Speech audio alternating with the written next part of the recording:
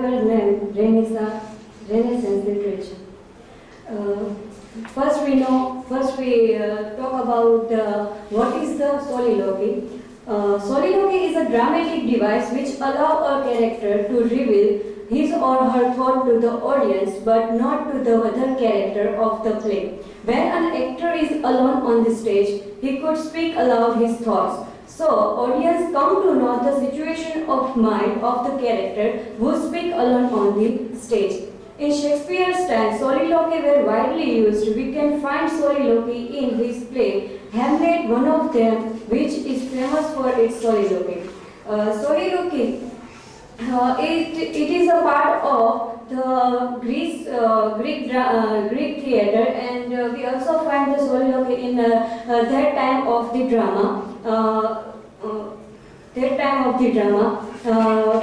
Then we also find the soliloquy in 18th century, and after that, the modern time, the soliloquy is not as popular as in Elizabethan age. Next, soliloquy has two words that are derived from the Latin language. The word soliloquy comes from the Latin word solo, meaning to oneself, and loquer, meaning I talk. Thus, the definition of soliloquy is similar in this compound meaning of I talk to myself. Shakespeare, as we know that the Shakespeare is a very famous dramatist in his time and also our time. And we find the soliloquies in his dramas like To Be or Not to Be. He is a famous soliloquy from the Hamlet. Then the other example are Macbeth. There is also a soliloquy by the Macbeth. Then Othello. There is a soliloquy by the Iago, and there is one sentence which is very famous, that I am not what I am.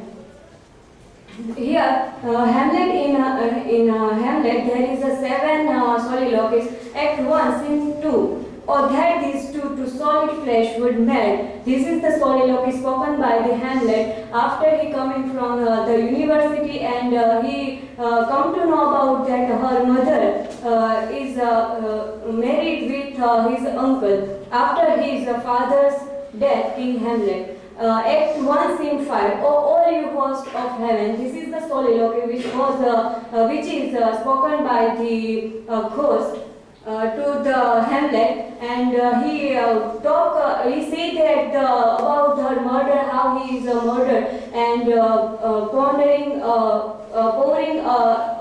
poison in his ear. Then Act 3, Scene 1, a famous soliloquy from the Hamlet, To Be or Not to Be, spoken by Hamlet. Then Act 3, Scene 3, offense is rain, it smell to heaven, spoken by the Claudius. When Claudius watched the play and he feels guilt, and this is the soliloquy which was spoken by him. Act 3, Scene 3. Now might I do it back, now he is praying. This is the soliloquy spoken by Hamlet. And next, Act 4, Scene 4. How all occasion do inform against me. This is the soliloquy which was spoken by the Hamlet. Now, here I would like to show one video. The soliloquy about to be or not to be.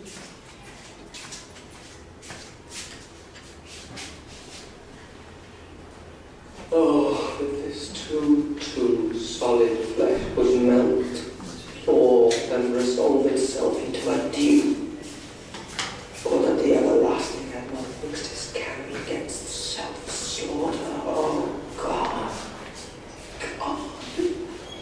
how weary, stale, black, and unprofitable seem to me all the uses of this world. Vile, daft, it is an unweeded garden that grows to seed things rank and gross in nature, possessing merely. That it should come to this, of 2 months dead, being so much not to.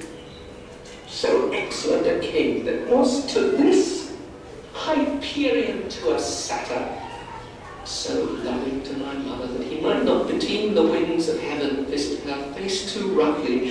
Heaven and earth, must I remember, where she would hang on him as if in increase of appetite and groan by what he fed on, and yet within a month, let me not think of frailty like English woman, a little month, or ere those shoes were old which she followed my poor father's body, like Niobe, all tears, while she, even she, oh God, a beast that once discourse of reason would have mourned longer, married with my uncle, my father's brother, but no more like my father than I to Hercules, within a month.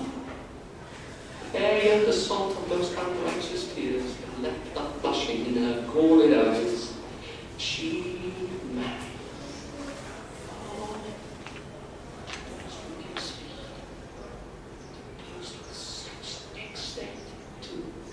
Incestuous sheets. It is not, nor it cannot come to good.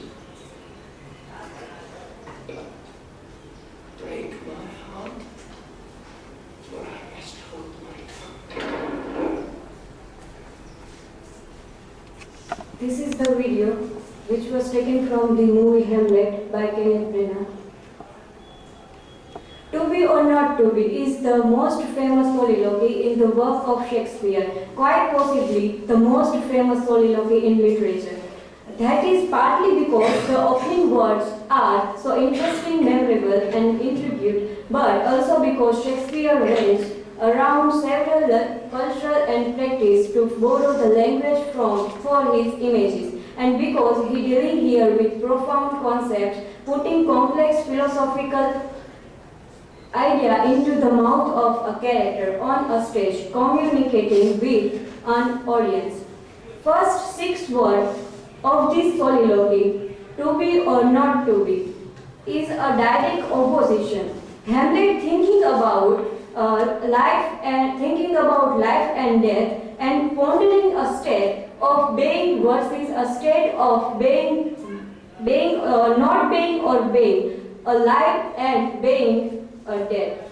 The question for him was whether continue to exist or not, whether it was more noble to suffer the sling and arrow of an unbearable situation, or to declare war on the sea of trouble that afflict one, and by opposing them to die. He pondered the prospect to sleep as simple as that, and with that sleep we end the heartache and the 1,000 natural miseries that human beings have to endure. It is an end that we would all ardently hope for, to die to sleep perhaps to dream. Yes, that was the problem, because in that sleep of death, the dreams we might have when we have shed this mortal body must make us pause.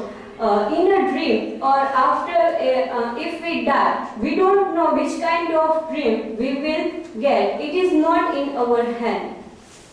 The pain of rejected love, the insolation of official authority, and the advantage that the worst people take of the best, when one could just release oneself with a naked blade, who would carry his hold?